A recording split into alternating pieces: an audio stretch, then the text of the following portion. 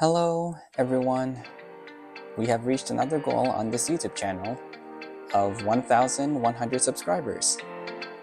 Thank you very much for the continued support and encouragement from all of you that are still interested in watching the artistic content I make here on this platform. For this subscriber special, I figured I'd do something that all of you can contribute to for being the cool dogs that you are. And so, for those who were aware of what I posted in my socials, I decided to draw a speed paint of the prompts that some of you commented and suggested to me. This was going to be a very different art piece for me, despite the amount of speed paints I have done from my own ideas, requests, commissions. You get the idea. But thanks to a friend's suggestion, I decided I will be drawing the prompts that are unrelated to Pokemon and Yokai Watch to be outside of my comfort zone and see how it went.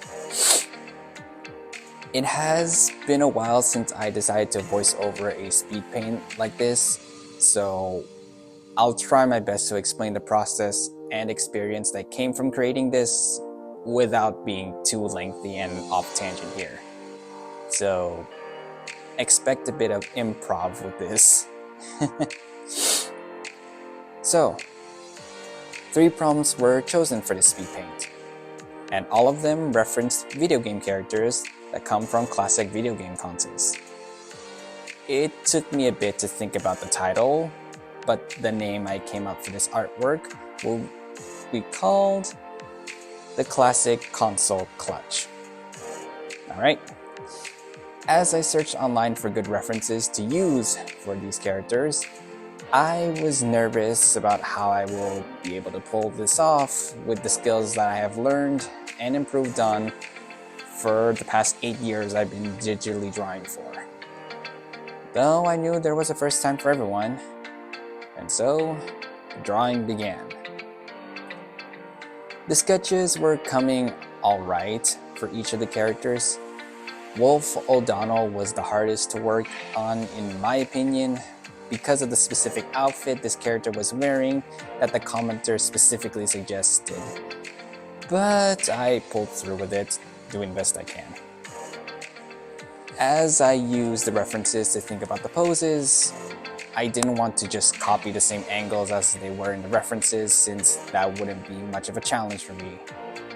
So with the best of my abilities, I managed to make decent poses for them, making sure the proportions are not off and wonky, which tends to happen if I'm not careful or I lose track. But overall, the sketch phase went good as a whole, with the expected difficulty of unfamiliar designs I was drawing. Next came the colors. It went about just as what I expected when coloring the drawings I create. A good process to let the sketches guide me to make these characters have their iconic colors presented. However, the amount of layers I had to make for each of them was very tedious. The reason why I did this, and even to all of the speed paints I do, is that when it comes time for the rendering phase, I can make sure each layer is shaded and highlighted properly and cleanly without having to worry about if some edges are too soft to define the appendages, clothing, and other details of the character. Okay, though the many layers were taking me quite a while than expected to finish coloring, eventually all 3 characters were fully colored and in their places for the final phase. Alright, rendering was the most challenging obstacle I had for these characters because of how they will all come together with the background I was preparing in the end. The layers I told you all about were a big help for me to make sure each character's figure was fully defined and to the lighting I wanted for all 3 of them as I put them in the middle of the canvas. As I took my time to look and admire the progress I made to these characters, I started to see my art style coming through, and I was proud that I managed to draw on Wolf O'Donnell, Rayman, and Sly Cooper through to the end. I chose a night sky with the moon behind them as the type of background I find to be the most fitting scene for them. And after a few checks to make sure final touches were added here and there, this special speed paint is complete.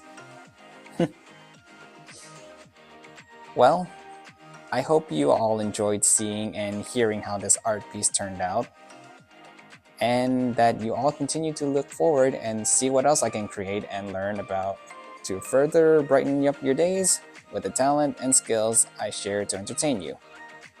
And, as always, be safe, be cool, and keep it real. Woo!